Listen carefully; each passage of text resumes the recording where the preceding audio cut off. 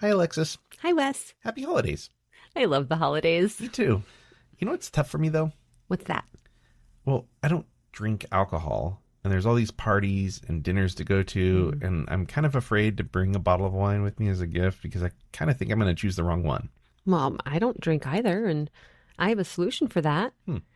Did you know that you can join the Community Wine and Spirits monthly wine club, the Mutual Satisfaction Society? You'll receive 3 carefully selected bottles every month, complete with tasting notes and detailed information on each wine, all for $90. Join in the next 24 hours and get 20% off your first shipment. Want fancier wine? We got you. Join the Mutual Satisfaction Society Plus for extra satisfaction. $150 will get you 3 very special bottles. Let us take the trouble out of selecting great wines that you will love. Your first shipment is 20% off just for listening to View the Right Thing. Join the community today at www.communitywineandspirits.com or DM us at CommunityWS. All right, thanks. You got it.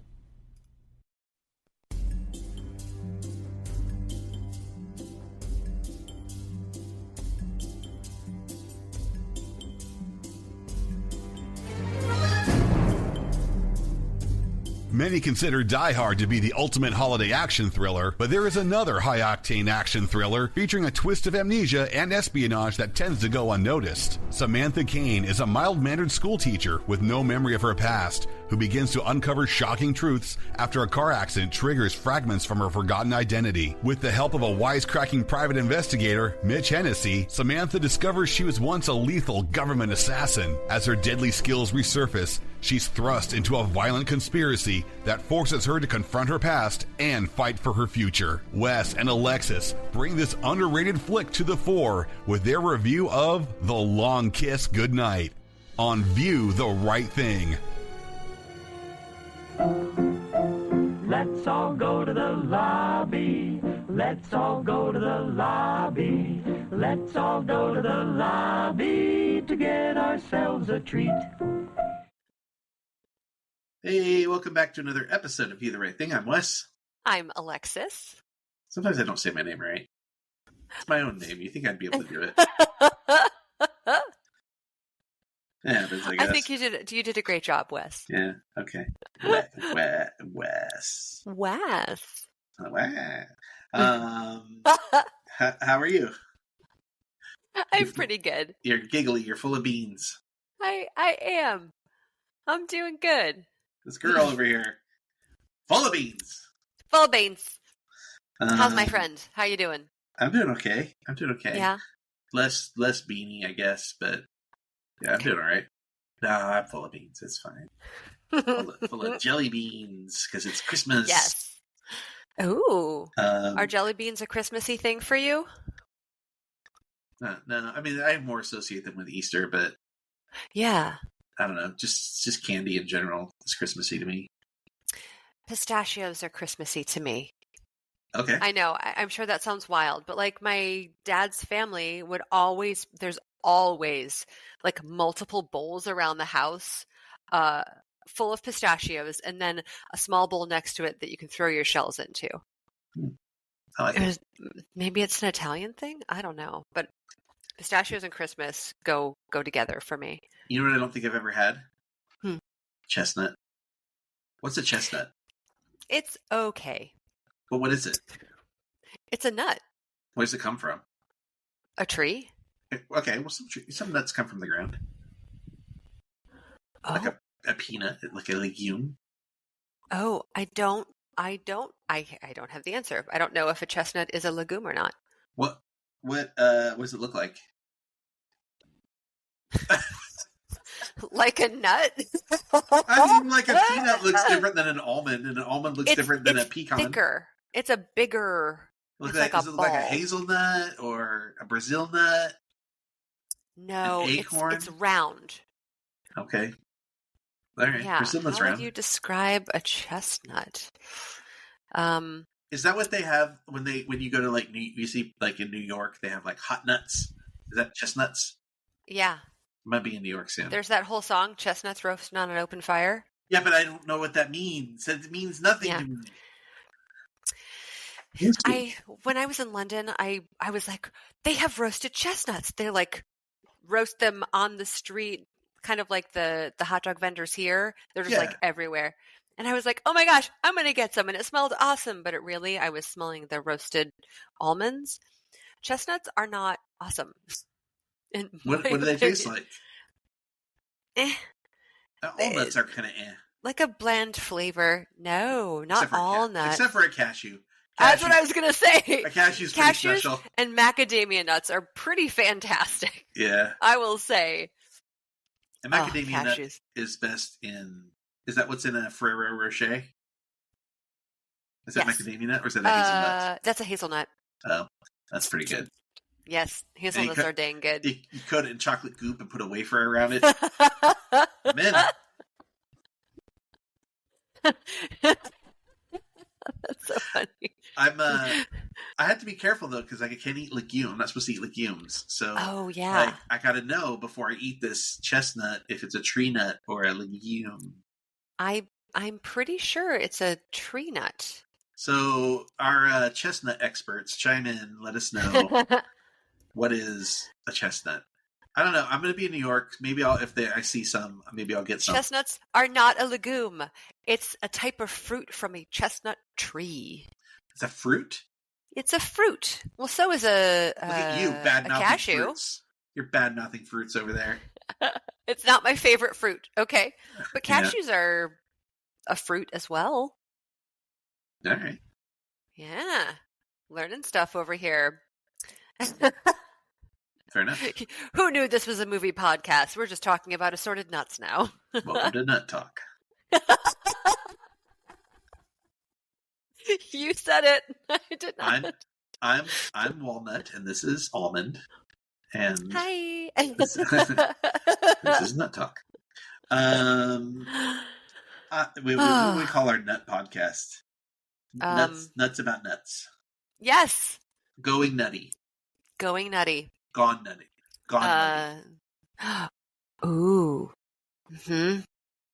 On nuts. on nuts. On nuts. I like that one the best so far.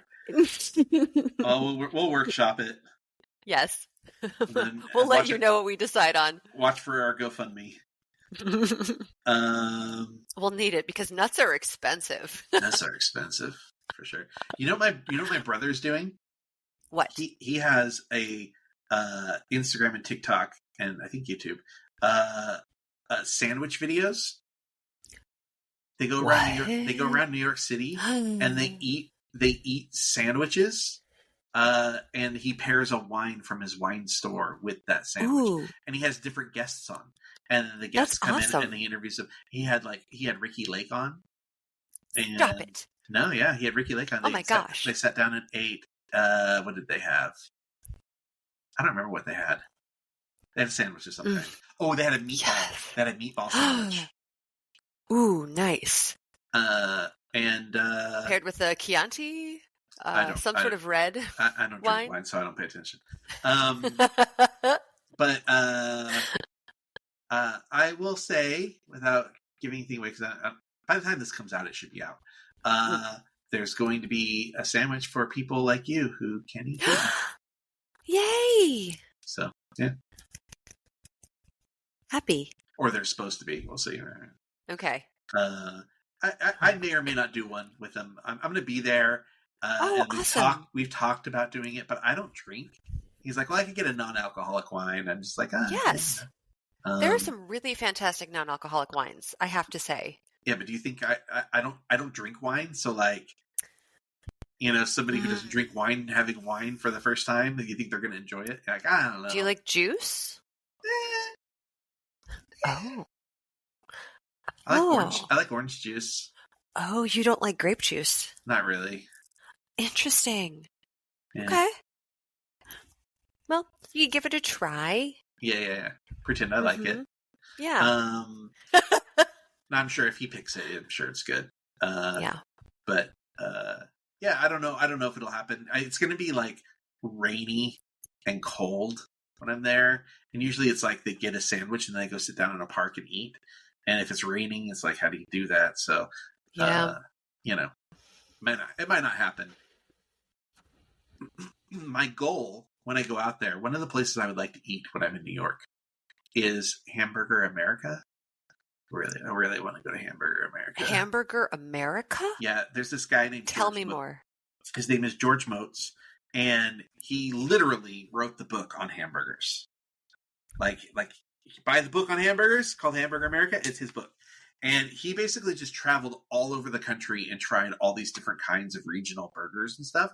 And so they do burgers at this. He finally opened up his own burger place in New York City, and they do burgers, but they always have a burger of the month. And the burger of the month is either a direct recipe from somewhere else regionally, or it's inspired by. So like right now, I think they're doing like a green hatch chili burger.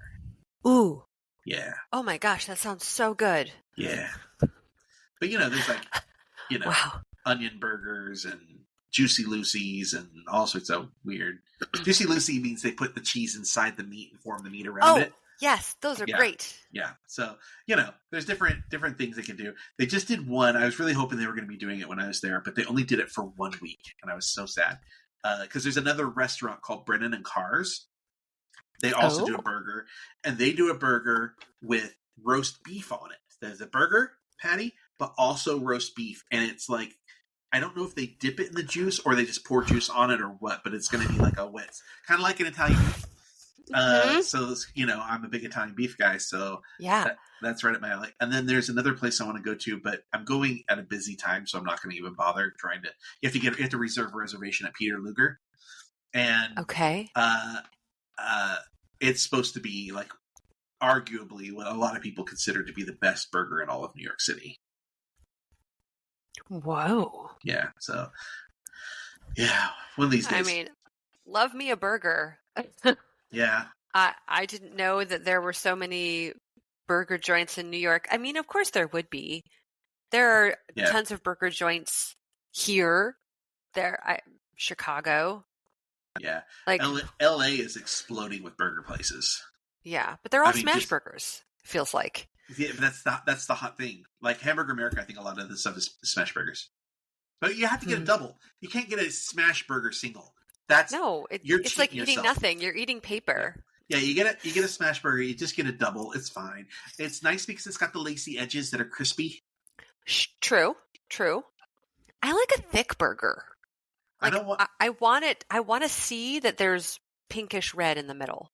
Okay, that's fine. That's Peter. That's what you go to Peter Luger for that. Okay. Cool. I can recommend some burger places for you in LA, by the way. Yes. I can tell you what place everybody's all hot and bothered over in LA, and it's way overrated, and I don't think it's that good, and that's the Apple Pan. I don't know it. People go there because it's like an institution. It's super old, and people think it's like really good. It's a mid burger at best, in my opinion. I'm not there for sitting at the counter. There's only counter space, or you have to sit outside on a bench or a picnic table. Okay. I'm not there for the counter. I'm not there to watch them make it. That's all nice that they have that stuff. I'm not there because it's an old institution. I'm there because I want to eat a good burger, and it's fine. It's fine, but it's not. It's always on top 10 lists in LA, and I don't get it. Wow. I do wish in Chicago there's this place called Kuma's Corner, which is like, and they like sort of branched out, and now there are multiple Kuma's Corners in the Chicago suburbs. Mm-hmm. But like the OG one, it's kind of fun to sit up at the counter, but like at the counter is just the bar, like the kitchen is off to the side. But like no matter where you sit in that restaurant, you will leave smelling like kitchen. Like you smell like meat smoke. Yeah. Like when you're grilling and like the air permeates with the smell of meat, you smell like that. You have to take a shower when you get home. Yeah. Otherwise, everything you sit on is going to start smelling like meat. Yeah. But their burgers are amazing. I don't know. So good. I don't know if they do gluten-free.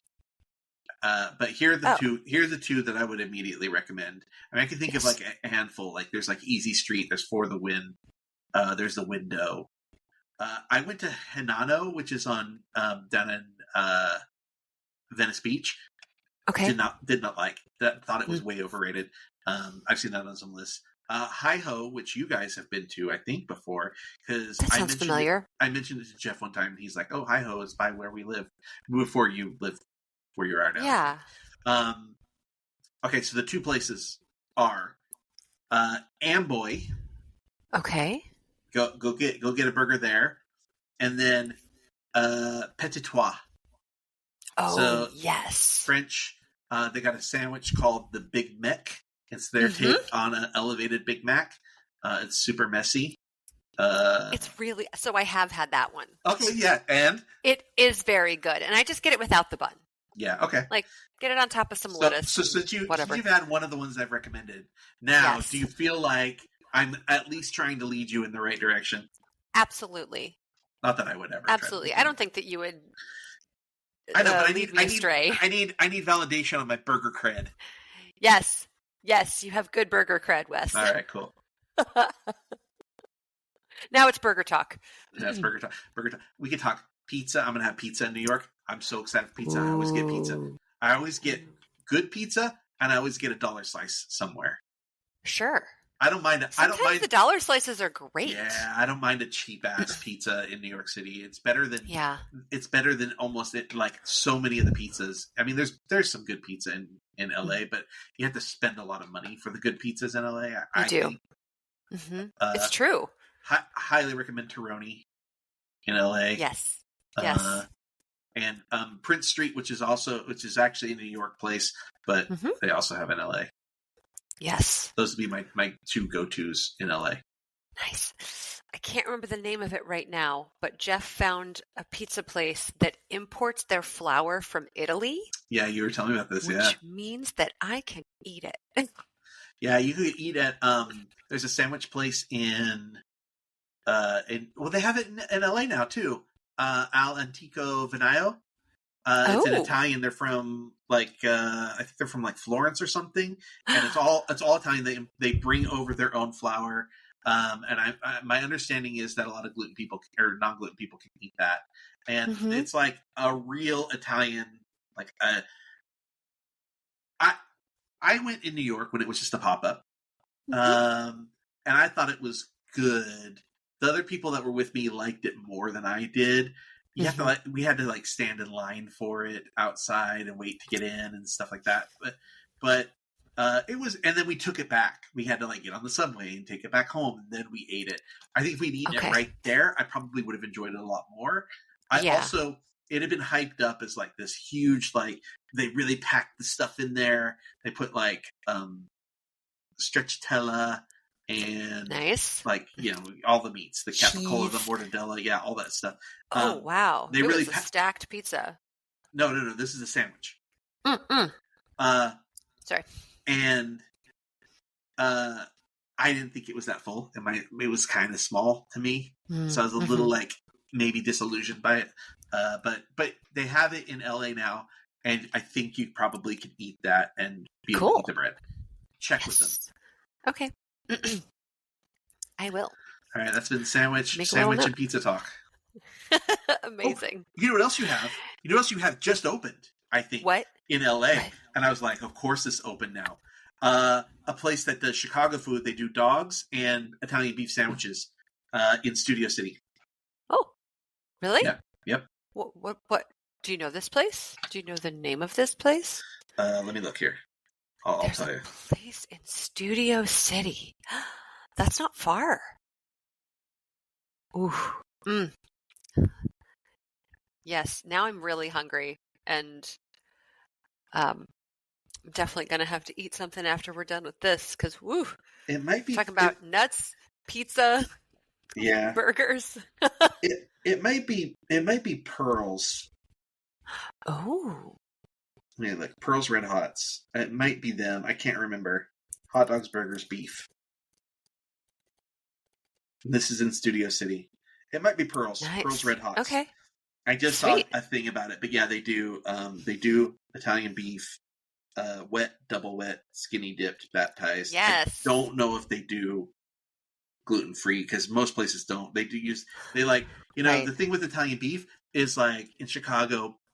I don't have to tell you this, but everybody uses like Toronto bread, and so it's like the same. Everybody does it, and so like everybody is like proud to have like it's kind of like you get a Chicago dog, but it's not on a poppy seed bun. That's a no go. So Yeah. the bread's like really important and specific. So I don't know about gluten free bread, but Gluten-free bread often sucks. they're also going to dip it in jus. The regular it will bread's been just dipped in. fall apart because it's most often made from like rice, Yeah, which doesn't like to hold, which is weird because rice, like yeah. a So rice ball is gonna stay together forever, but when you try and make it into a bread, it just like meh, we've been just talking dies. about food for 20 minutes. That's pretty awesome. Okay, I love food. we like food. Mhm. Okay, We watched a trailer. we did watch a trailer. What trailer did We we watched watch? a trailer for The Hunger Games. Oh, that's right. Sunrise on the Reaping. Yeah. How much do you know about this Hunger Games story? I've seen the very first Hunger Games. I saw know nothing else. I saw the trilogy, but I didn't see the new one that came out like a couple years ago. The Songbird and Snakes. I didn't see that, and I don't know anything about this. Is it a prequel? It said 50 years of Hunger Games. Yeah, but I don't know Katniss. I don't know what number of Hunger Games that was. So I don't either. I think it's. So you heard Woody Harrelson in the trailer. I think it might be a prequel. I think it might be about his character's journey through the Hunger Games because he was a former champion, right? So I think it might be him as a young pup in the Hunger Games. Okay. Is he supposed to be the guy with the curly hair? I think so. Okay. And I think Elle Fanning is playing Elizabeth Banks' character. Yes, I see that. Yeah. That's clever. Okay. Cool. And I think I saw McKenna Grace in it. And I totally did. She is exploding. She is in everything. She's been in everything since she was this tiny child. I know. It's amazing. Good for her. I know. Some people are like, "Oh, you see the same people." But you know what? She works really hard. Oh, good for her. If she can get the work, get it. I saw her on a podcast. I saw a clip from a podcast, and I don't know if she's just like making stuff up for fun. But if it was true, or they're even thinking about it, I will be so happy. The reason I think it's not okay. I'm going to preface this with she's talking about movies from two different studios, so I think it's unlikely. But she is saying that she's going to do a Gremlins movie. I know they're working on Gremlins 3. That she's doing a Gremlins movie where she is playing Phoebe from Ghostbusters. Who's it's Phoebe from Ghostbusters? Her character from the Ghostbusters movie. Oh, she's done 2 Ghostbusters movies. Yeah, she's done 2. And so her character from those movies is going to be in the Gremlins movie, is what she's saying. Which is weird because they're different studios. Yeah. It's like Warner Brothers and Sony. But I'm in if that's the case. Oh, hey, can you vamp for a minute?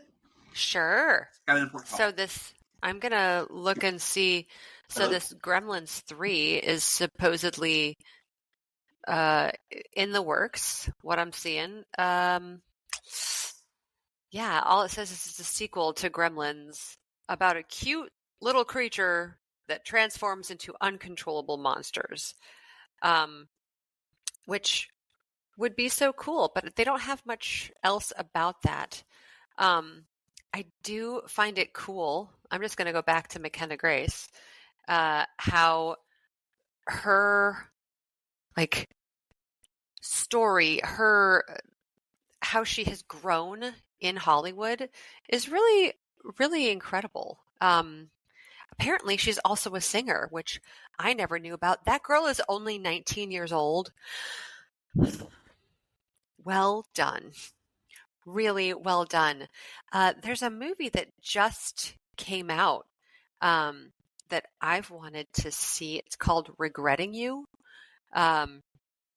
With a very random cat, like Dave Franco and Allison Williams. I never really would have put them together as a romantic couple, but what is it? It's about a devastating accident reveals a shocking betrayal. So essentially, Dave Franco's wife and Allison Williams's husband were having an affair, and seemingly, I haven't seen it yet, but seemingly, Dave Franco and Allison Williams characters end up falling in love at the same time that McKenna Grace and this Mason Thames also fall in love. I don't know. It looks great. But nonetheless, I'm happy to see that McKenna Grace is continuing to be a successful actor. Like that is the way that I had hoped to be an actor. And you know what? It never happens the way you want it to. And I'm really fine with it now because I get to have my own freedom as a human and not have to be worried about people, I don't know, coming up to me at dinner and being like, "Can I have your picture?" I'm like, "Sure, okay." Nonetheless, the trailer that we watched, I'm just jumping around here, was for the Hunger Games, Sunrise on the Reaping. And I'm just going to tell you what that movie is about. Because why not? Okay, let's see here. Sunrise. Oh, okay. So now this actually does tell us the answer. So it explores Panem. I don't really know this series well, but it explores 24 years before Katniss's saga. And it starts on the morning of the reaping for the 50th Hunger Games, where a young Hamish Abernathy, I'm guessing that's the name of Woody Harrelson's character. Oh, wow. How cool. So I did see a woman with a very tight face at the beginning, and I thought that it was Glenn Close, and y'all, it is Glenn Close. They did some really fantastic makeup. I'll say this land that they've created looks so gorgeous. So I'm kind of wondering if I should go back and watch the other Hunger Games films because I've only seen the first one, and that was ages ago, really. I mean, when did the original Hunger Games come out? 2012. That was 12 years ago? I can do math. That was 13 years ago. And I don't really remember a ton about it other than she stood up in tribute for her sister. And am I seeing a young Taron Egerton? No, Josh Hutcherson.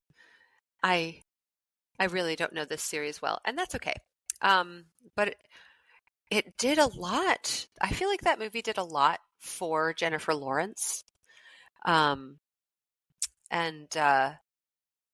in turn, not like McKenna Grace needs the help, but I feel like this will even further her career and like solidify her even more as an actor in Hollywood. Wow. She's got it. She's got that it factor. And I think that's really cool. I would say my favorite thing that McKenna Grace ever did, she kind of feels like the new, not Elle Fanning, but her sister. Why can I not remember Elle Fanning's sister's name? Dakota. There we go. She kind of feels like the new Dakota Fanning of this generation, because she started out as this really prolific, talented young actor who could hold very challenging roles. Who are you talking about? I'm talking about McKenna Grace and Yeah, her. she's insane. The one role that that like really introduced her to me, it was that movie with Chris. Evans. Thank Gifted. you. Yes. Yeah. Look at that. I really come back enjoyed and that. I slide right back into it, baby. Thank you. I was saying, I feel like McKenna Grace is this generation's Dakota Fanning, because she started out doing like this very like intellectual role and has continued to grow and grow as a performer. And I'm stoked to see where McKenna Grace goes as she progresses in life. I think she's probably at this stage, like age-wise, I think she's more prolific than Dakota Fanning. I think like Dakota Fanning's like definitely there with like the talent and all of that, and she was definitely seen a bunch. But like McKenna Grace is in, I mean, even small like things, even non-speaking things. She's in Captain Marvel. She was in Ready Player One. Like, just tiny little parts where you just see her. But like, she was on Designated Survivor with Kiefer Sutherland. She's just in so much stuff. And I remember seeing her and going like, who is this kid that's in everything? Yeah. And now she's just like taking down franchises, right? Like she's like, oh yeah, you need somebody in Ghostbusters, I'm in Ghostbusters. You need someone in Hunger Games, I'm in Hunger Games. You need somebody in Gremlins, apparently. Maybe she's going to be in Gremlins. Frickin' Scream. I mean, she's just all over the place. And good for her. Talented. Yeah, She's I really think talented. she really does have the talent. It's not just like, let's push this actor because we want them to be popular. No, she really does have the talent, and it's really nice to see. Yeah. I did used to get her. Oh, she was in Handmaid's Tale. I used to get her and Kiernan Shipka mixed up. Yes, and she played a young Kiernan Shipka in Sabrina. Oh yeah, that's right. That's true. So that's valid. another franchise, Sabrina. Right? Archie franchise. What a talent. I'm sorry. Step back. Yep. Sabrina is in the Archie franchise? Yeah, it's Archie Comics. What? Yeah. I thought, wait, like the Teenage Witch. Yeah. What? Archie Comics. I don't know how else to say it. I've never known this. I was like, are you confusing it with Veronica? No. I'd never known that Sabrina the Teenage Witch was part of the Archie comic world. Yeah. Yep. Cool. Amazing. Yeah, in the Sabrina the Netflix show, they reference Riverdale. And do they really? They had Kiernan Shipka did a crossover on Riverdale. After the Chilling Adventures of Sabrina ended on Netflix, they brought her over for a storyline on Riverdale before Riverdale ended. I missed that completely. I didn't watch the last season, so I didn't see that, but I did watch all of Sabrina. I thought Sabrina was excellent. Nice. So, well, that's pretty cool. Sabrina walked so Wednesday could run. Yes, I agree. I do. Did you watch the Sabrina show on Netflix? I saw like an episode. It was really interesting. They had a non-binary actor / character on the show that they explored them being non-binary on the show. That's cool. Yeah, it's the first time I've ever seen that in media. Really? Yeah. That's awesome. Yeah. I like that. Well, should we talk about the movie that we watched? Yeah, since you've been vamping for however long. It was an important phone call. It was an important phone call. And it was, of course, a thumbs up phone call, just FYI. Yay! So, what did we watch? We watched The Long Kiss Goodnight, which the description is super short. Yeah. Government agents come after an amnesiac woman who gradually remembers her past. Yeah. So not only has this film been preserved by the Library of Congress, it was nominated for 3 Oscars. I'm just kidding. I just want to see your face. If you're not a subscriber on our Patreon, so that way you can watch the video versions. You're not going to get to see Alexis's face, but it was exactly what I was hoping for. Neither of those things are true. I was like, oh my God, what? Did I watch the wrong movie? Yeah, amazing. Yeah, so every year we do at least one non-traditional Christmas film. One year, Beat and I did Killer Raccoons 2, Dark Christmas in the Dark. And last year, Alexis and I did Violent Night. That was so good. Yeah, so this year it was Long Kiss Goodnight. Mm-hmm. Directed by Rennie Harlan, starring his wife, or then wife, I don't know if they're still married, Gina Davis. No, they divorced. Oh, sad. They were such a power couple. I think it was that pirate movie that did them in. It was before this. Cutthroat Island was before this. Seriously? Yeah, I'm pretty sure. I think this was like a big risk by the studios. So this was New Line, and New Line specialized in low budget films, and this isn't like their biggest budget film, and it was like such a risk for them because Cutthroat Island had failed so hard. Yeah, I believe Cutthroat Island bankrupted the studio that put it on. I don't know. Was it Orion? Maybe, I don't know. Oh, I loved Orion. I mean, Silence of the Lambs. I mean, I can not. Yeah. Orion. Yeah. They made this and Cutthroat Island because they were trying to like do two things. They were trying to make Gina Davis more of a household name and further her career, and they were also trying to show that women can be action stars. So that's the thinking behind those two films. Which is true. Women can be action stars. Ask Sigourney Weaver. Yes. Absolutely. Or Linda Hamilton. The writing has to be good. Yeah. Well, speaking of the writing, I do want to point out that the writer of this movie, I really enjoy the writing in this movie, by the way, but I like it for what it is. Like, I know that it's cheesy. Shane Black is the writer of this film. Yeah. And I like Shane Black a lot. Are you familiar with other Shane Black films? I don't know. Would you share? Lethal Weapon, The Monster Squad. Well, all Lethal Weapons. Last Boy Scout, Last Action Hero. Kiss Kiss Bang Bang with Robert I do enjoy Jr. Kiss Kiss Bang Bang. He wrote and directed Iron Man 3. He did The Nice Guys. And then, I do enjoy The Nice Guys. Yeah. Nice Guys is good. Mm-hmm. He did The Predator, which came out. Schwarzenegger? No. He was in Predator. I don't know if he wrote the original. Oh. I don't think he wrote the original Predator, but he was in the original Predator.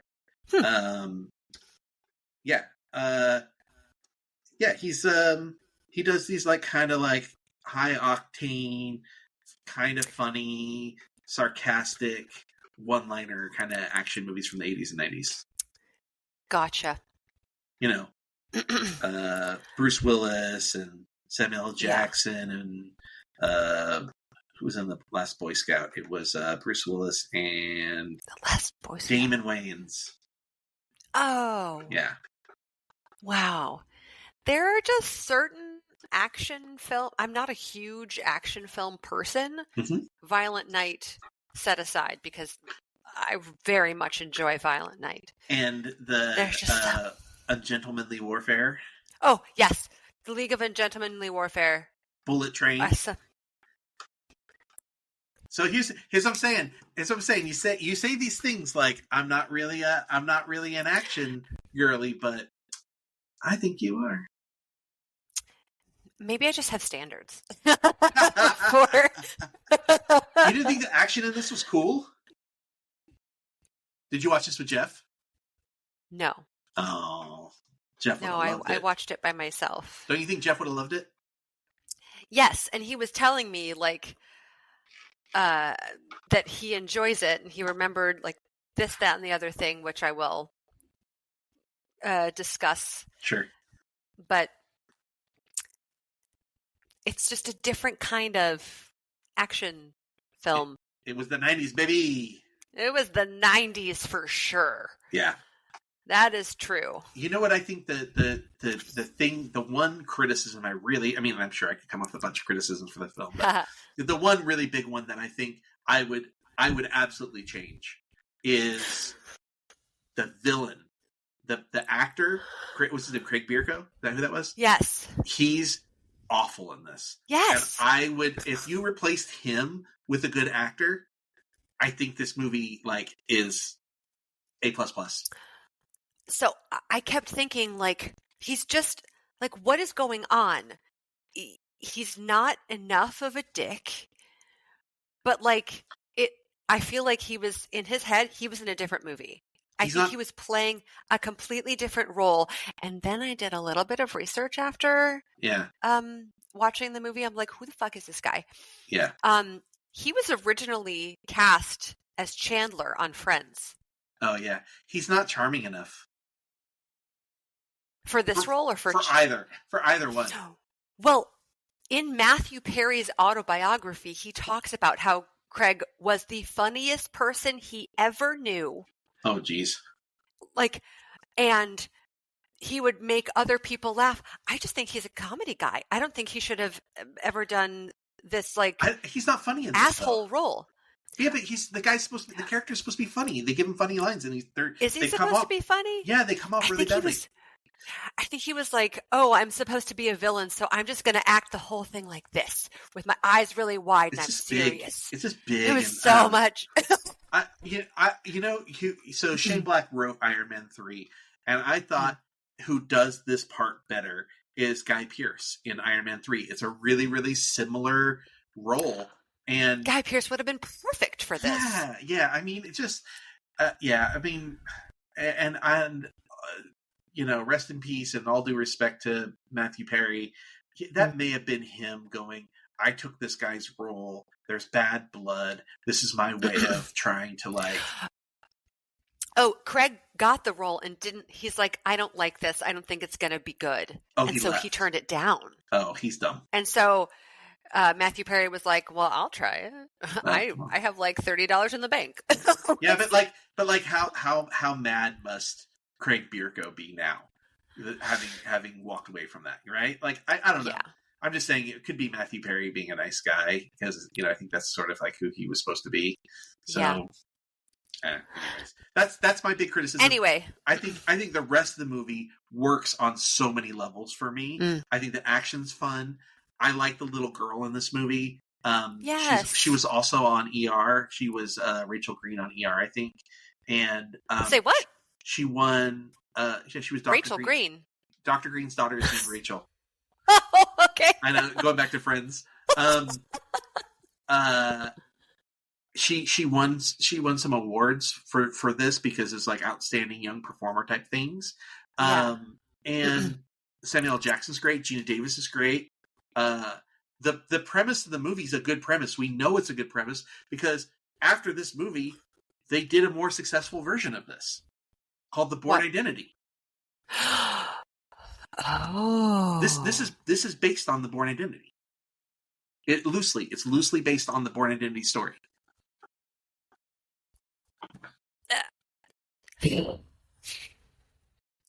That is so. It's disappointing that they couldn't execute it as well. Yeah. Yeah, there were some crazy mishaps on this too. And does she really have amnesia, or has she just been faking it the entire time? Well, it may have started as amnesia and turned into psychosis. She then intentionally, she realized that this was a better life, and so she intentionally blocked the bad stuff out. Mm-hmm. I don't know. Right? Or maybe there was some sort of trauma that caused her to compartmentalize her real self. And so maybe she has some sort of traumatic, I don't know if this is an actual thing. So, but maybe she had traumatic multiple personalities. Yeah, it's possible. Maybe. I don't know. Yeah. I don't know. because I'd never heard of focal amnesia before. Come on, doctor. That is, you're not? No, I know. What? I know. And I've diagnosed you with several things, and now you're learning. I'm not actually a doctor.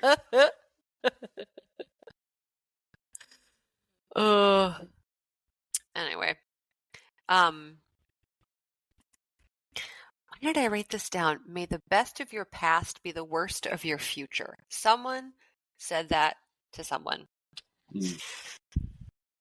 And that's kind of great. Yeah. May the best of your past be the worst of your future. What a lovely thing to say. Like, going forward, everything is going to be so much better than what you thought it could be. Yeah. I like that. Yeah, you know, the other line that really resonated with me was, you know what they say when you make an assumption? You make an ass out of you and umption. That was a good one. There's a lot of like lines that have like really. The other one that's always stuck with me is that's a duck, not a dick. I don't know why, man, but that line has stuck with me ever since I saw this for the first time. Oh God. Oh. So, all right, what few notes do you have? So few notes because you were so engrossed in the movie. So engrossed. I was like, is he pretending? Talking about Mitch? Yeah, Mitch. I was like, is he pretending to be a cop? And I was like, then he walks in on Melina Kankarides and some man having sex. I'm like, did she really have sex with that man? Just to, and probably like. I assume they didn't actually have sex. I assume that it was okay. they got in there before they actually had sex. Okay, good. I was like, clearly this must be fake. What? I wrote, oh shit, that car accident was really bad. And the old man, oh no. Oh yeah, that deer kicked him in the head. Thank you. I was like, what accident? That's right. I wonder, so like if she really did have this amnesia and she wasn't faking it, I wonder if that car accident like jogged her memory back and she was like, oh my God, this is who I really am. I think the car accident did, but there is a running theme where every time she gets more of her memory back has to do with cold water. So like the snow, being tortured and so on. So like every time jumping out the window into the water. So like every time she gets a little bit of her memory back, it has to do with cold water, like waking her up essentially, which is like a stereotype of cold water. Yeah. Which there's this thing that's actually used in intelligence circles, and it's a phrase called "out in the cold," and it's sort of an expression for when operatives go missing or if they go rogue. And so in this movie, like she's literally out in the cold in multiple ways. Like this movie is a very cold movie, but she's also gone missing. She also goes rogue, and the cold is sort of what snaps her out of the fog, I guess. So interesting. I do want to point out that I don't know if you enjoy Gina Davis in this. I love her in this. I think she looks fucking ripped in this movie. Yeah. I was like, dang, Gina, look at those abs. And like I really, really like her in this. I really like when she's cutting the vegetables and then throws the knife. This is a thing that chefs do, cooks do. Do they? Yeah, no. Do chefs no, but throw knives? I think it's funny that she keeps saying that. But they at one point talked about flipping the gender and having like Steven Seagal or Sylvester Stallone play the part. And it's like, think how boring the movie would have been then. Yes. Like if you didn't dig the movie now, like think about putting. Oh, they would have made it a million times worse. It would have been more violent. And you know, Sam Jackson's character Mitch was a white guy originally, and the studio wanted to give it to a white guy. He read the script and was like, "I want to do this movie," and they were like, "No, it's a white guy." And then he was at a party, and Rennie Harlan and Gina Davis were there, and he like went up to them and he was like, "Hey, I'm really into this like movie that you have, and I really want to be in it." And Rennie Harlan was like, you want to be in my movie? You're in then. Yeah. And that's how he got the part. Right? He has stated on record that this is his favorite role he's ever played. He did. Samuel L. Jackson did a fantastic job. He's so fun in this movie. He really is. And like, so goofy. Yeah. He really brought the levity that was needed in this film. Especially once she makes that turn to full Charlie. Like once she like dyes the hair and stuff, it's like she's so heavy at that point that you need him big time. Yes. I agree. There's a really great moment when she kicks him out of the car. He's like, "You don't even need me," and she kicks him out, and he just lays in the street. And I was like, "This is such a great moment for Sam Jackson to have here." It's like we're really like just spending time on him, just smoking that cigarette and waiting. So he's like, "All right, she can't do anything without me." Like, I did really enjoy that part as well. Going back to the carrots, cutting the carrots. She's like, "I must have been a chef." And I was like, "No chef cuts carrots like that. This is weird." Yeah, well, I thought the biggest problem with her carrot cutting technique was her left hand. She had her fingers out and was just moving them, and I was like, no chef. Not how that works. Yeah, no chef's doing that. But she must have been doing it for real because the camera goes from that to her face a couple times, and I was like, dang, she's actually cutting those carrots. Yeah, that was interesting. Excuse me. Let's say even if she was a chef, it could be argued that now she has the experience of being not a chef and doing things the wrong way, and so there's a mixture of the two things. I'm a devil's advocate it and say that it turns out she wasn't a chef anyways. No, it was all bullshit. Yeah.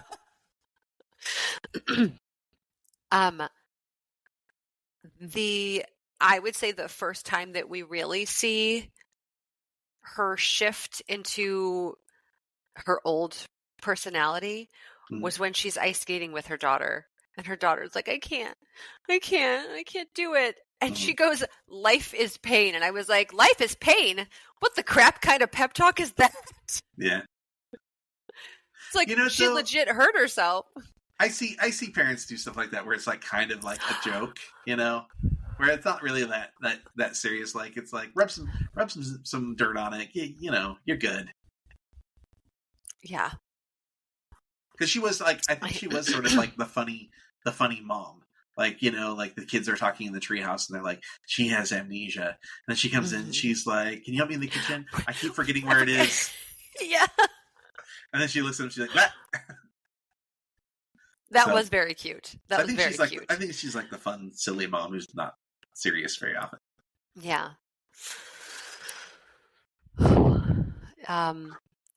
But then after this happened with her daughter falling, she doesn't remember what she said to her.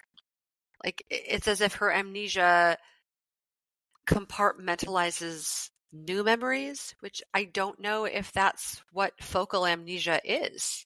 Yeah, I mean, I took it as just like almost like she's like in a fugue state. Like she flips and then she goes back. So like when she flips as Charlie doesn't remember all of the things that Sam? Yes. What's her other name? I think it's Sam. Sure, that Sam does. Like Charlie doesn't remember all that stuff. So in a way, like you're saying, compartmentalizing, but I just see it as like maybe like an out of body experience. Okay, that's fair. Yes, Samantha. By the way, you are correct.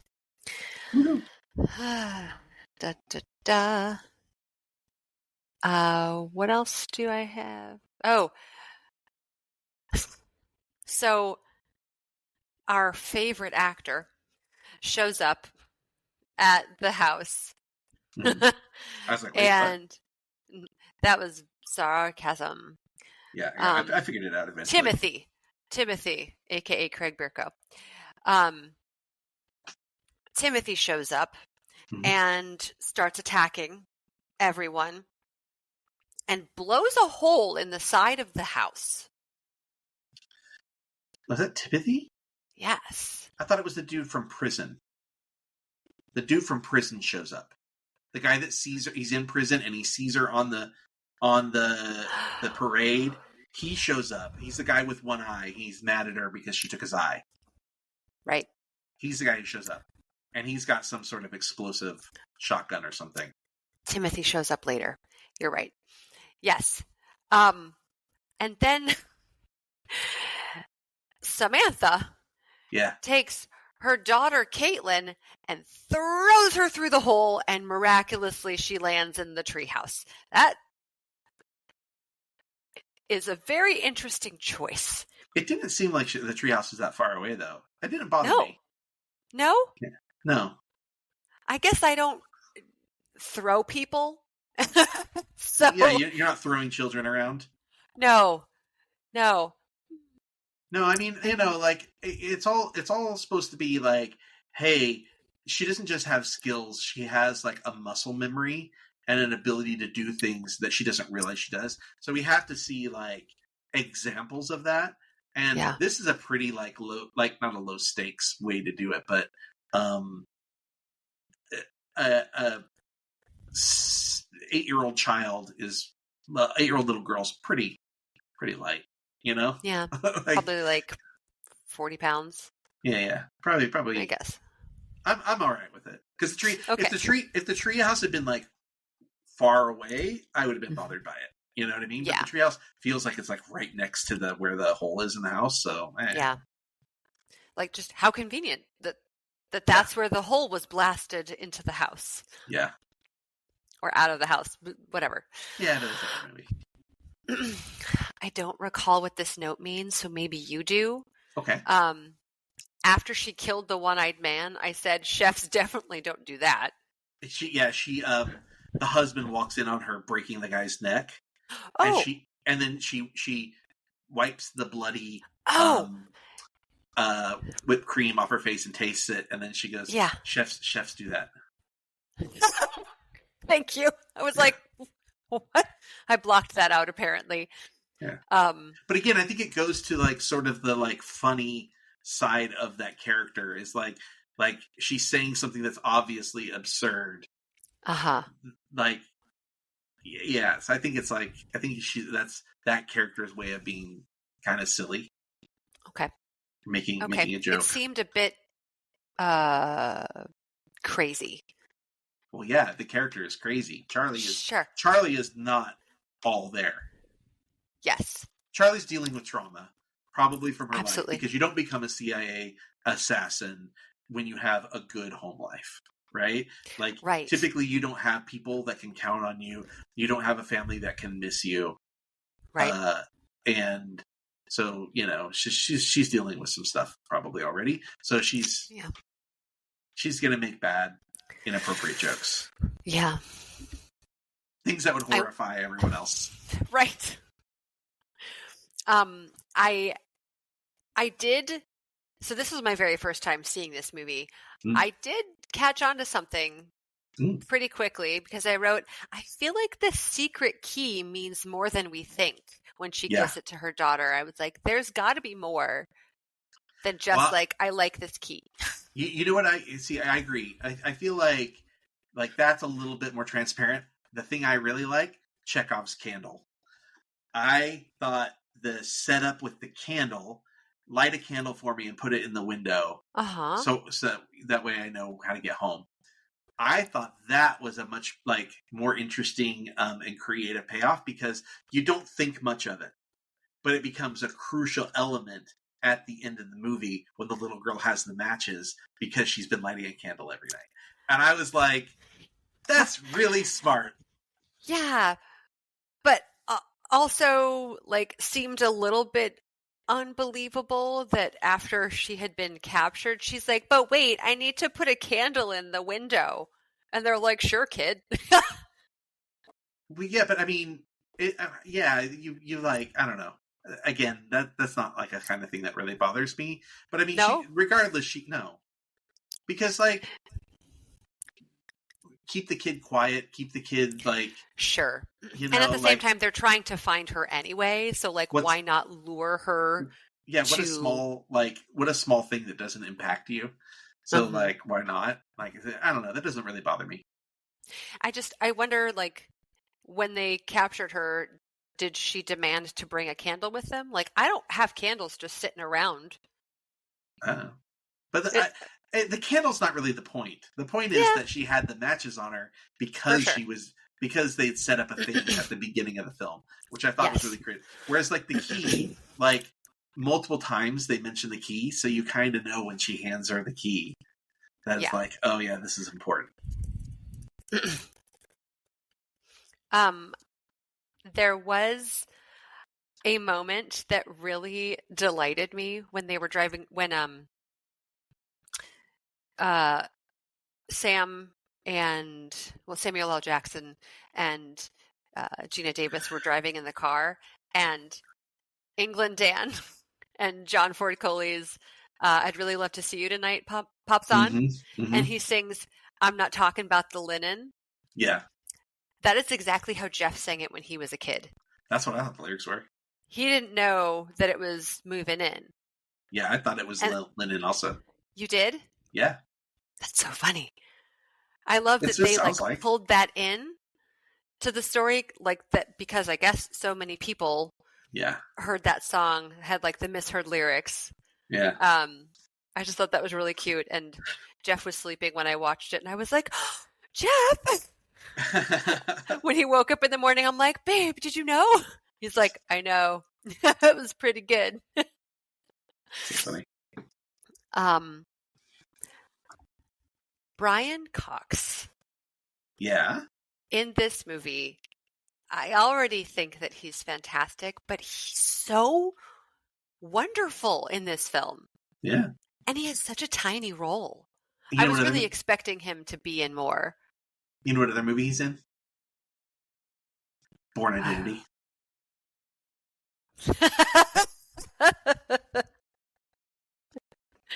Yes, he is.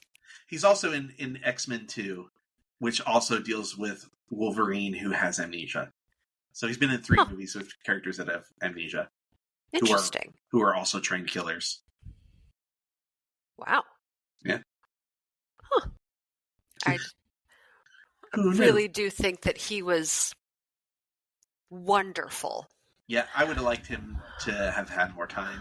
I know. Another line that has like stuck with me, and not stuck with me like where like I really remember it exactly, but it's when the dog is licking itself, and he's like, I submit to you that whatever it is looking for is either firmly lodged or lost, never to be seen again, or something like that.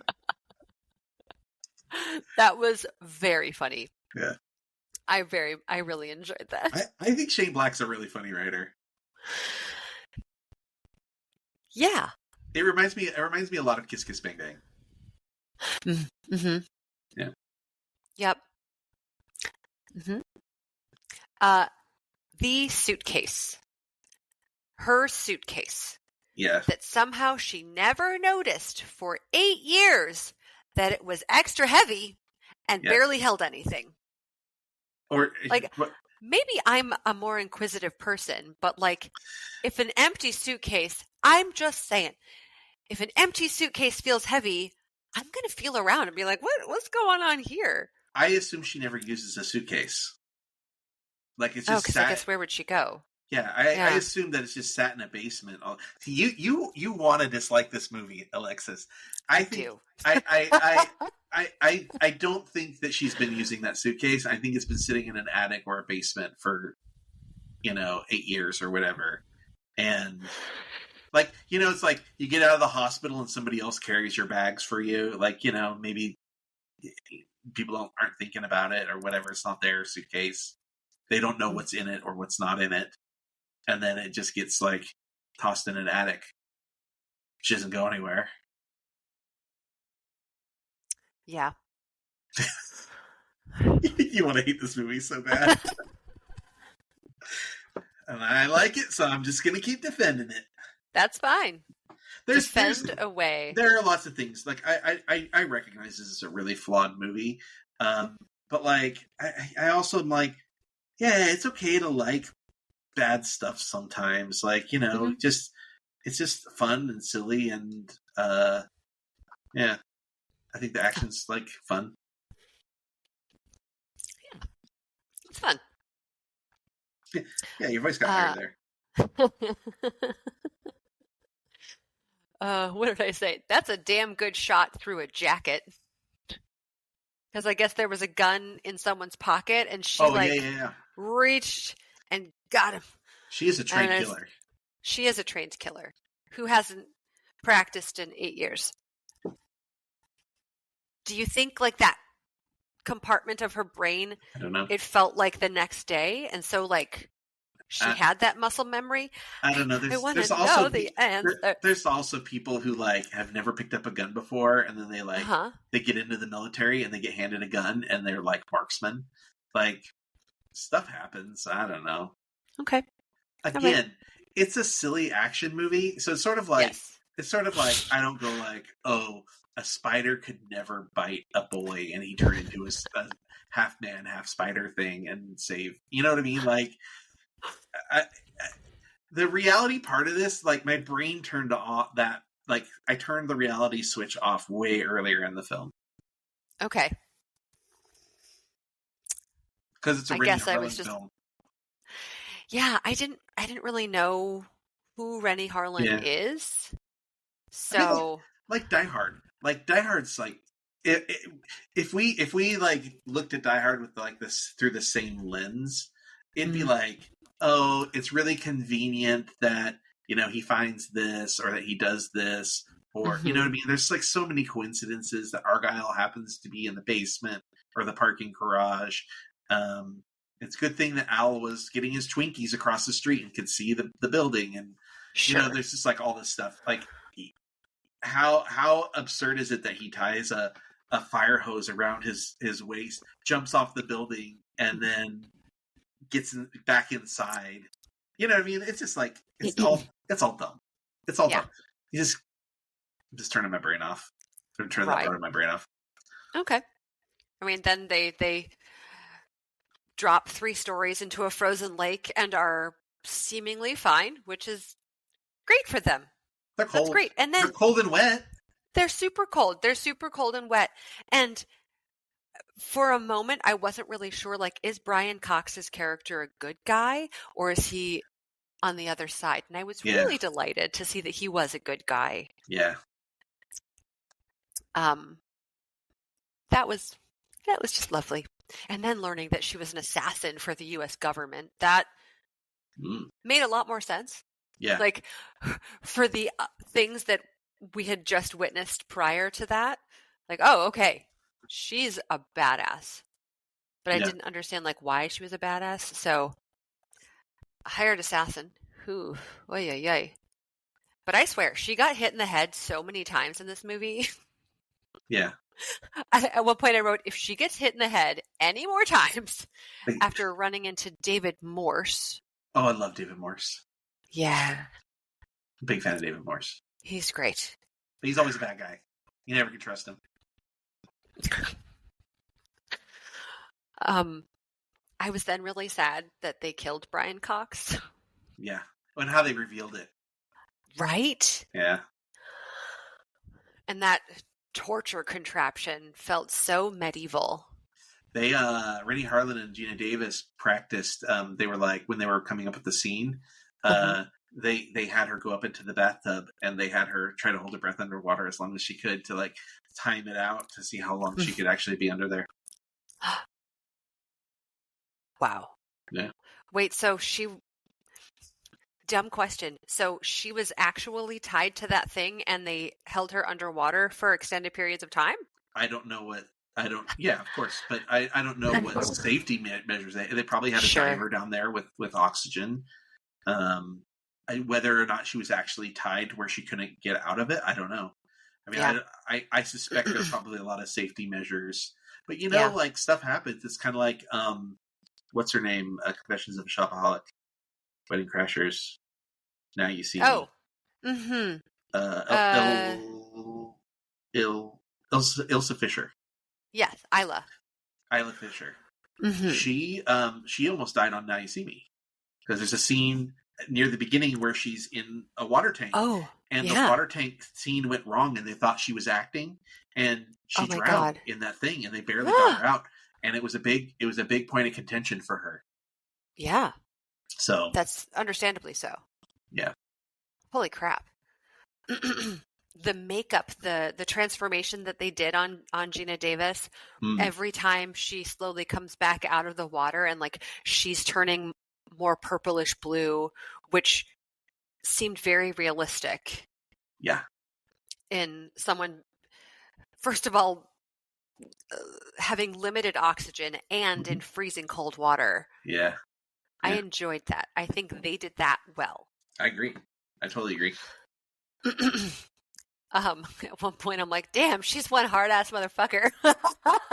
Yeah, 100%. And Hennessy had no idea what was happening. No. He was just laying naked in a basement. I know. Poor guy. Oh. And it was kind of sweet and innocent. Like, he seemed like a very sweet human. Yeah. Like, I don't think I spoke about it earlier, but like, he really cared about his son. Mm-hmm. He cared so much, and he brought him this gift, which was probably stolen. And so the kid wasn't able to keep it, which made me sad. Like, he was trying to do something nice, but... And he was genuinely trying to help Sam. Yes. So. Yeah, I agree. I'm beginning to wonder if this fading in from personality to personality is part of her traumatic experience. And I was like, was she pretending the whole damn time? Which is like a thing they ask, right? Yeah. Yeah, there's something interesting that I think they don't really talk too much about, and that's kind of going to one of the things that you mentioned, but I think that like her like psychosis or whatever, her amnesia, like she spent her life pretending to be other people. Mm-hmm. And so when she comes out of her accident and has amnesia, she just latches on to a performance, right? Because that's what she was trained to do. So I think she's been performing the whole time, but I don't know where exactly how to like end that sentence, but you get what I'm saying. I do. Yeah. It was all just a performance. Yeah, but not a conscious performance. I think it was a subconscious performance.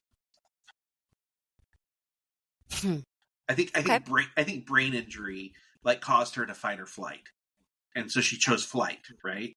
And that flight was become something else. I don't think she was like, I'm actively being Sam. I think her brain injury told her to be Sam.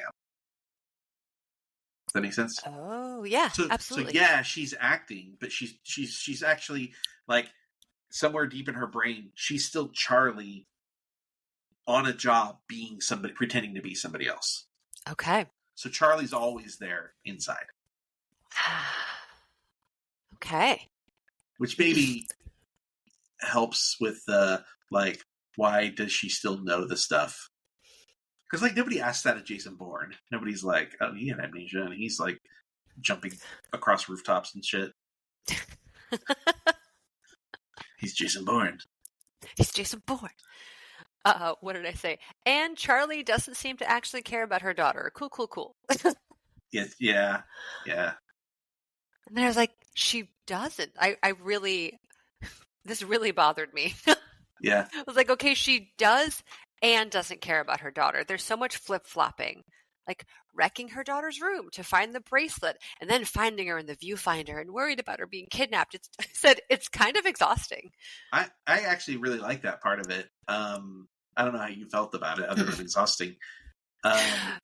Just like, do you care? Do you not care? Are you pretending to care?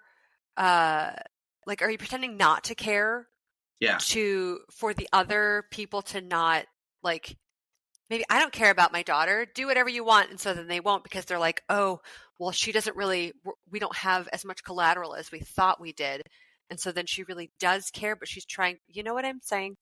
Yeah, I took it as she cares, but imagine if having that daughter was a dream and you woke up from that dream, and the way to like have self-preservation of like, no, this is who I really am. I'm really Charlie. I'm not really Sam.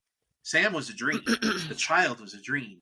And that self-preservation kicks in, and she is trying to convince herself that she doesn't care about that daughter.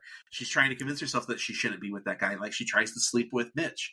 Like, and he points it out. He's like, it's because you're all fucked up and you're running from this thing, and you're trying to make yourself like distance yourself from that other life by sleeping with me. So I think she does care about those things, but she's in self-preservation mode as Charlie, because if she gives into it, then she's no longer Charlie. She's really Sam. Mm-hmm. Yeah. At least it's my take. I feel you. I feel you there. See, when we started this. I know I walked away and we had food talk or whatever.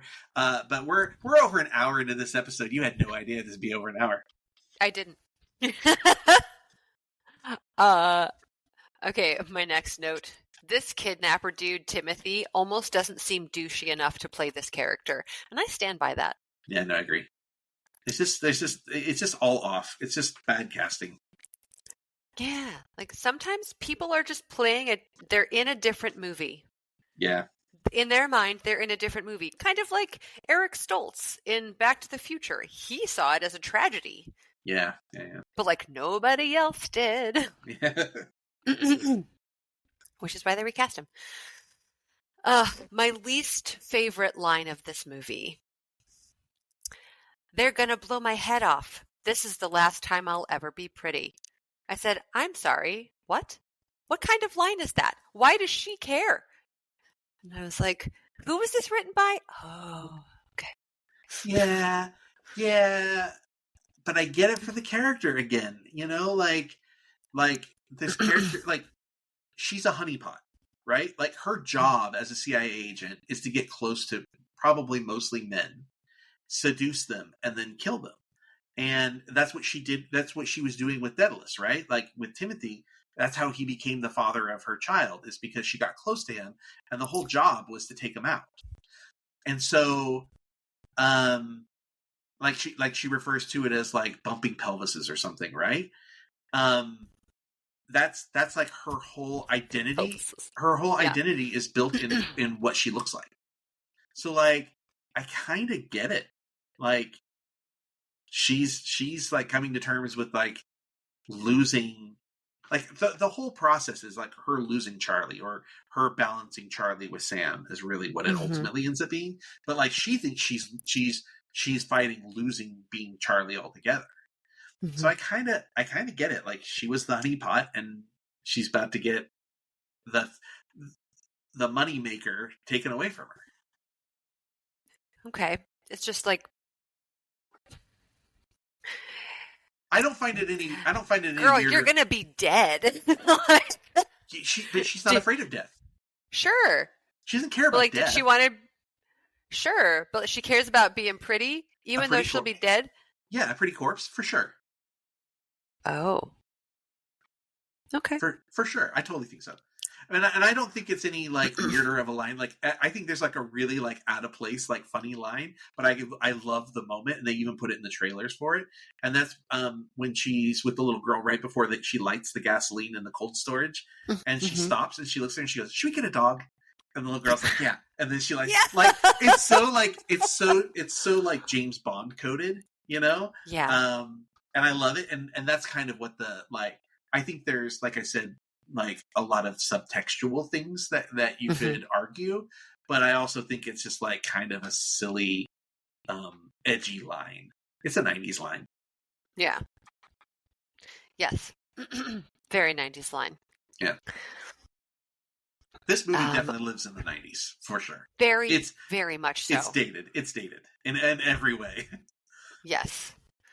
I gotta say, it was weird to hear about the World Trade Center bombing. Oh, how crazy is that? Like, yes. It was like, oh, this is eerie, and how they were setting up this bombing for a Middle Eastern person to take the fall for it. And yeah, they were like, oh yeah, you can't just kill 4,000 people. And I was just like, foreshadowing. I still remember. So the first time that I learned about the first World Trade Center bombing was in 2001. Oh, after the plane hit. The big one. And then they were talking about past stuff. Yeah. Well, it was in my psychology book. Oh. And I was like, this just happened. How is this already in my book? Because I had no one told me about. Sure. When the first one happened, I was too young to know about it. Yeah. So it was just wild, but also just like hearing them talk about it. It was really wild. Like you said, how they were trying to pass it off. Yeah. Oh yeah. It was like almost as if that dialogue was talking about 2001. It was really strange. It was really strange to hear. Yes. Where is it? So Yvonne Zima's eyes really do look a lot like Craig Bierko's. Yeah. I was like, that was some really good casting. Yeah. I kind of wonder if that's like the main reason why this cast. That's fine. Also think that girl was the McKenna Grace of that time period. Really? No, not really. She was in. I think Madeline was. She was in a bunch of things, I believe. Like I think so was her sister. Her sister. Wait, who's her sister? Madeline Zima. I don't know. She was on The Nanny. No, I don't watch that. What? I know of it, but I don't find Fran Drescher engaging. Oh, that's fine. Yeah. Yeah. Madeline Zima was another like famous child actor. Oh. That's okay. Yeah. All right. Anyway. Where we at? The little girl keeping the matches hidden in her cast. Fine. Yeah, I like it. I'm gonna discount that. Chekhov's candle. I'm telling you. Chekhov's candle. I wrote, okay, Timothy isn't nearly fucked up enough after that house explosion. Mitch? Oh, yeah. Great. But Timothy looks like he walked into a wall. Yeah. Oh, there was not enough makeup on him at all. I did want to talk about one of the buildings that they were in. One of the original locations that they were going to do was they were in this historic hotel called the Muskoka, Ontario. It was a 100-year-old Windermere house. And during filming, the hotel caught on fire and burned to the ground. And they blamed the lights from the equipment, and it was never proven whether it was what the cause of the fire was. They ended up shooting in a different hotel, which turned out to be abandoned and wouldn't have mattered if it burned down.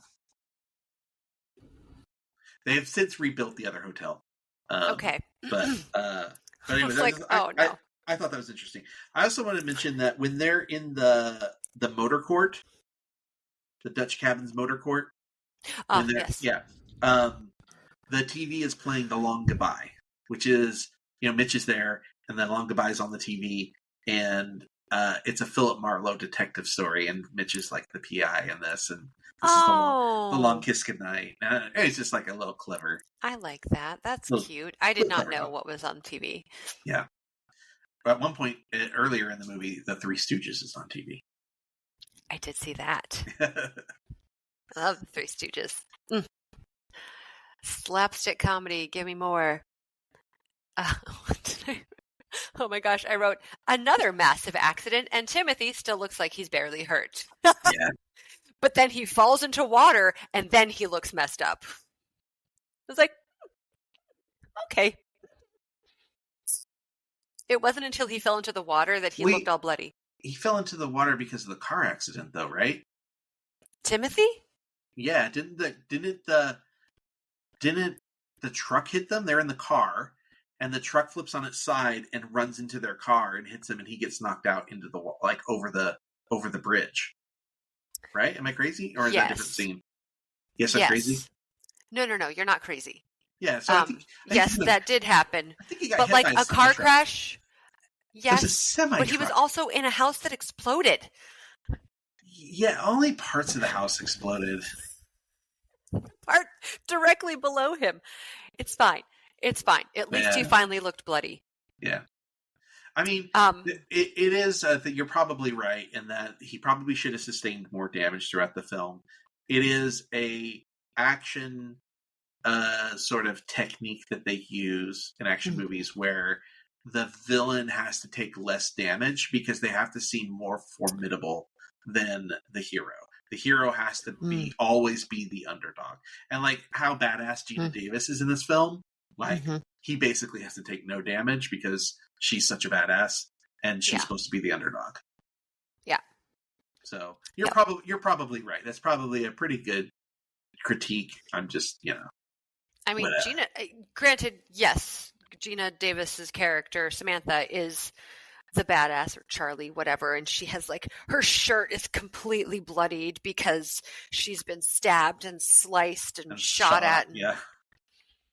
And was in a semi that crashed. Yeah.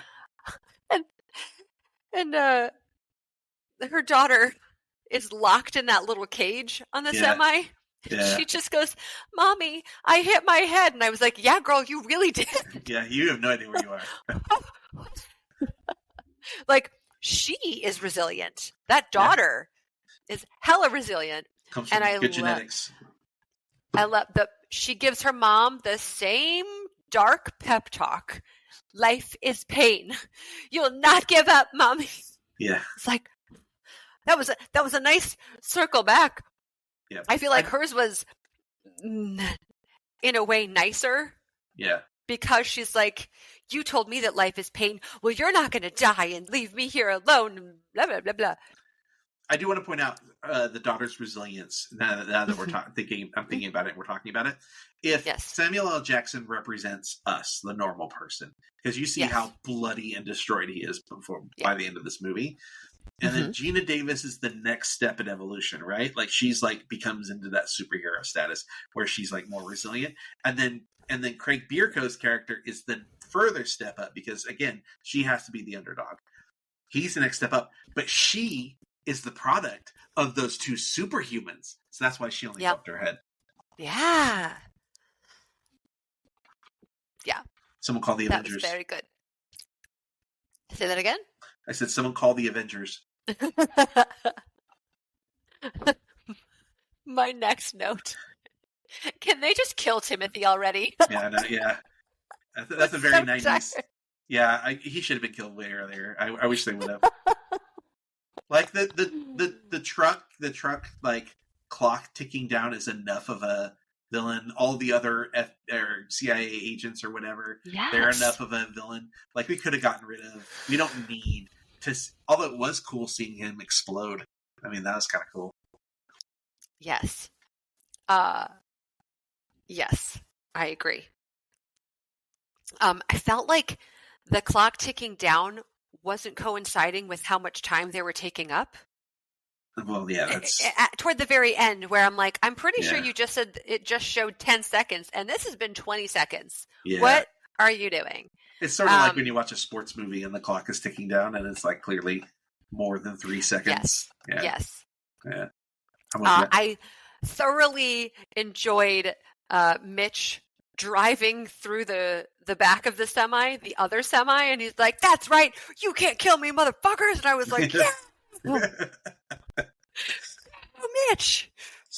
So I do want to tell you about Mitch. In the original edit of this film, Mitch dies. No. It did not test well with audiences. I believe it. Yeah. I Yeah. was really upset when I thought that he may have died, but it felt like when he kept looking at that car in the back of the semi, I was like, something's gonna something's happen. up here. Something's gotta Yeah. happen there. Yeah. Test audiences liked him too much, and then so they Mhm. shot the ending. Good. Yeah. I'm glad they did. Like, Yeah. how would she have escaped anyway? I don't know. Exactly. Well, maybe It's like she would have died. Maybe some of that stuff still happened, but he died and she took the car or something, or maybe he died later. I don't know. Oh, but he I died. No. Very glad he stayed alive. Probably the reshot. The ending is probably like the Larry King scene at the very end. Oh, yes. Yes. That explosion though was really intense. Like Yeah. cars being thrown around and like what's the daughter's name? Claire. I want to say her name is Claire. It's a I very don't know. Daughter. 90s name. Caitlin. I'm just here for the explosions, not the daughter. Oh, okay. Well, I love how she's like, don't hit any of the cars. Like, sure, let me just like know where the cars are going to land. But God, it was so cool. I'm like, that part of the action was really exciting for me. Yeah, I enjoyed it. I did too. At the beginning of the movie, was she married to that man, or were they just dating? I think they're either married or engaged because they comment on her ring. Oh, okay. Remember when Craig Bierko finds her at the bar and he's like, "Oh, I just saw the ring," and then they show a close up of the ring on her finger. Okay. So she's either married or engaged. Yeah, probably engaged. I was like, "Oh, great! So now she's back with that same guy, but out in the middle of nowhere." Yeah, they got a little farmhouse. They can live peacefully. I'm just going to preface this. I don't like killing insects. I don't really like killing creatures. But the way that she got that cricket, I was like, yeah. Yeah, it was pretty cool. Yeah, by the end of the movie, you're kind of on board with her, right? Yeah. I will say there's another like little like small thing they did that I really liked in this, and I think you as a fashion / continuity kind of person.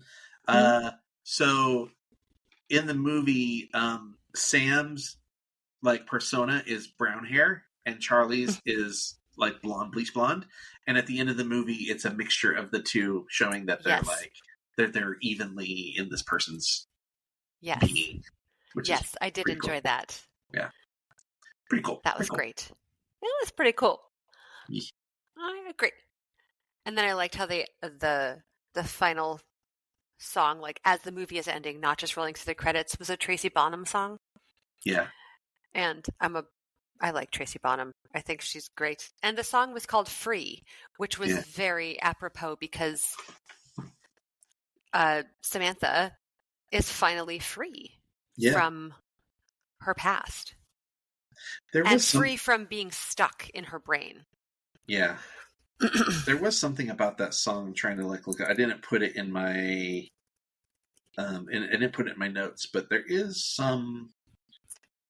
something happened with that song. Like it was recommended by somebody. Trying to really? See if I can find like the it. song was recommended by somebody to you, or no? I think somebody somebody in the production was like, "Oh, you should use this song." Oh. And I'm just trying to see if I can find it real quick. Okay. Gotta love that. While I look, did you know that the average shot length in this movie is 2.9 seconds? What? Yeah. Wow. Goes by pretty quick. I'll say. Wow. Not surprised. Oh, man. Oh, well. I think some of the characters could have been maybe fleshed out a little bit more. Like, I think Timothy's character could have been fleshed out a little bit more. Yeah. You know? I don't know. Again, I didn't hate him enough. I was A just better- like, what is happening? Again, a better performance, I think, would have just changed so much for this film. You know, again, like going back to the idea of it being, what's his name that we talked about earlier? Mm-hmm. Why are we both blinking? I don't know. We're tired. we hit our longest goodnight limit, I think. Guy Pearce. Yeah. Yeah. Had it been Guy Pearce, I think it would have, or somebody of that ilk, it would have been a completely different performance, and it would have been more menacing, and it would have been more interesting, and had a little more nuance to it. Instead of just smarmy, like wide eyes. Just Yeah. his eyes were just constantly wide. I don't know if he blinked in any of his scenes. yeah. You act with your And eyes. there's man. more to it. Yeah. Yeah. You act with your eyes, and if you're just doing, for those of us who can see us right Yeah. now, just doing this doesn't do a whole lot. Yeah. No, There's I agree. nothing. There's nothing. Just Yeah. dead eyes that are wide. Well, Alexis, Whatever. would you recommend this to people? No. No. No, and that's okay. I think if there's somebody's looking for an unconventional quote unquote Christmas film, and they've already seen, you know, Violent Night and Die Hard, those kinds of films, Gremlins, then yeah, I can recommend this. Yeah. This is not a you got to see this before you die film, but we did it for Christmas. Right. If they're a fan of Samuel L. Jackson and Brian Cox, yes. Gina Davis. You should see these, and Gina Davis, of course. She's fantastic. Like, watch it for their performances. Yeah. Like, as a whole, it's not my favorite movie. No, me neither. I might not watch it again. Yeah, I don't watch it very often. No. But you know, it is what it is. Mm-hmm. Alexis. And Yvonne Zima, she was fantastic. Yeah, she's great. Mm-hmm. What's our next movie? I will tell you in 2 seconds. Our next movie I mean, I know what it is, but is Scrooged. Yay! it's been on the list every Christmas for this podcast, and it never seems to make it. And this is the year. This is the year we're doing it finally, folks. Scrooged is happening. Bill Murray. It's been so long since I've seen it. Same. I haven't seen it since I was a child. Yeah. I mean, like probably shortly after it came out, and I remember not liking it as a kid. So we'll see. We'll see. I have never watched it since, so I'm excited I'm excited to see it with new eyes and maybe a better appreciation for what it has to offer. So. Nice. All right. Yay. Well, thank you, Alexis, for being here. Everyone, Thank you, Wes. we'll see you in a week for Scrooged, and until then, bon cinema.